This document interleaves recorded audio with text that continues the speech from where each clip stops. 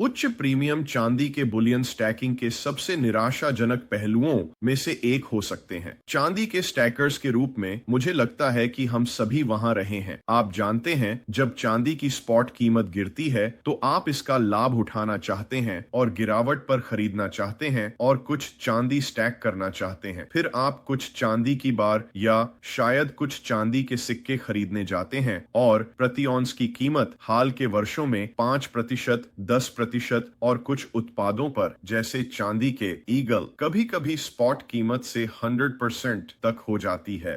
और मुझे पता है कि कई स्टैकर्स स्पॉट पर उच्च मार्कअप से नफरत करते हैं, को लगता है कि आप ठगे जा रहे हैं।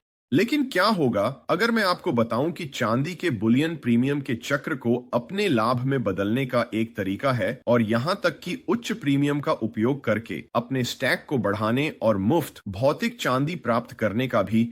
खैर, यही हम आज के वीडियो में चर्चा करने जा रहे हैं। तो चलिए शुरू करते हैं। क्या आप जानते हैं कि एसडी बुलियन 2020 के ट्री ऑफ लाइफ चांदी के सिक्कों का एक मॉन्स्टर बॉक्स दे रहा है? आज ही sdbullion.com स्वीपस्टेक्स पर साइन अप करें।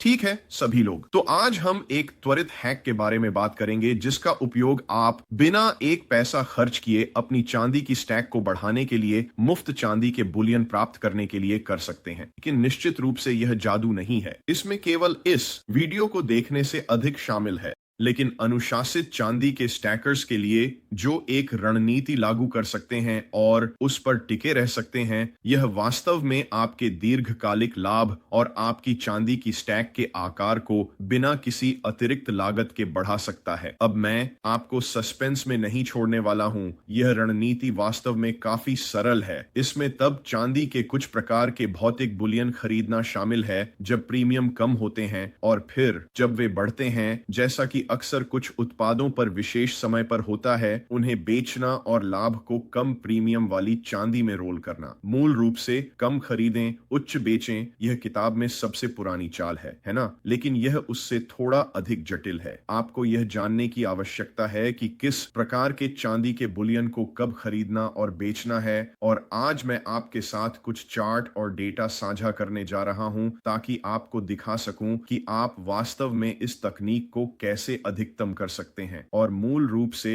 यह विभिन्न प्रकार के चांदी के बुलियन उत्पादों पर प्रीमियम में उतार चढ़ाव के बीच एक प्रकार का आर्बिट्राज है। अब चलिए देखते हैं कि यह कैसे काम करता है। मैं आपको कुछ वास्तविक दुनिया के उदाहरण और डेटा दिखाना चाहता हूं जो इस रणनीति का समर्थन करते हैं। पहले इन चार्ट्स पर एक नजर डालें, और वैसे इनको एक्स पर साझा करने के लिए जेम्स एंडरसन का धन्यवाद। ये चार्ट लोकप्रिय चांदी के बुलियन उत्पादों जैसे 90% जंक चांदी के सिक्कों और 1 ऑन्स के अमेरिकी चांदी के ईगल्स पर प्रीमियम में तेज उतार चढ़ाव को उजागर करते हैं। उदाहरण के लिए समय को पीछे ले जाएं। मार्च 2023 में बैंकिंग संकट के दौरान, जो सिलिकॉन वैली बैंक की विफलता से शुरू हुआ, 8 ऑन्स अमेरिकी चांदी के ईगल्स और अमेरिकी 90% जंक चांदी के प्रीमियम आसमान छू गए।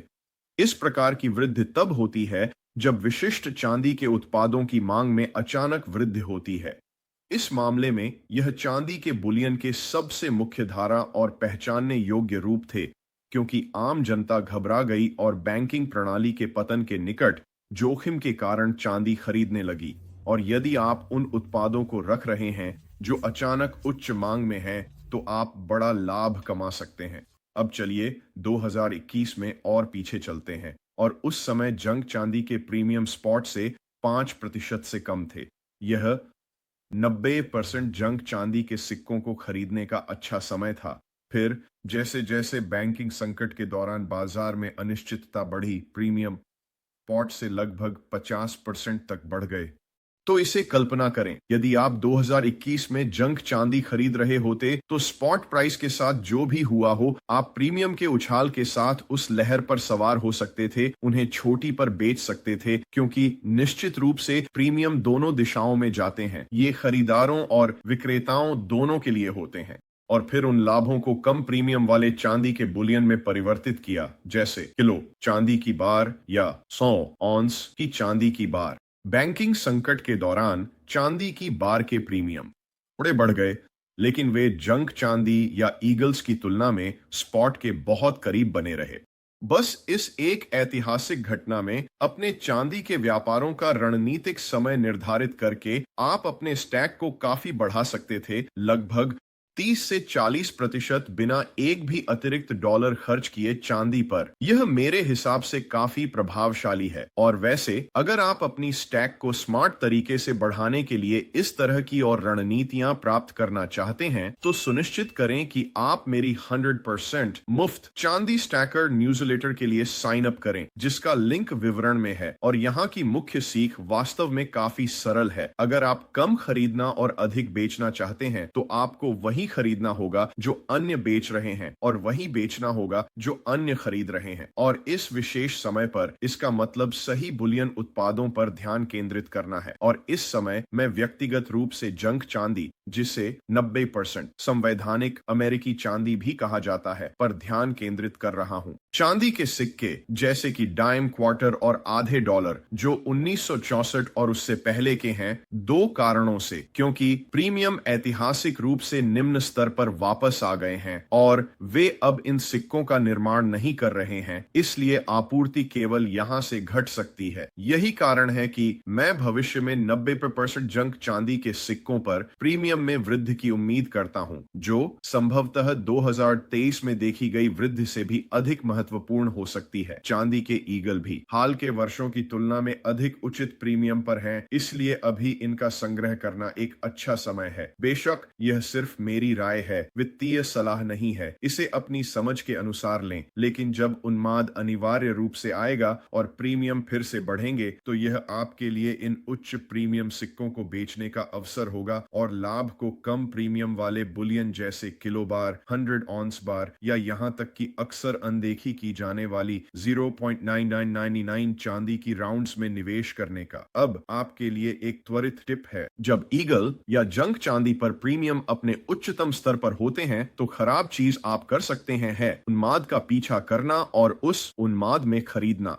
इसके बजाय यह बेचने और उन विशेष प्रकार के बुलियन पर लाभ उठाने का एक अवसर है जो उच्च प्रीमियम का कारण बनते हैं।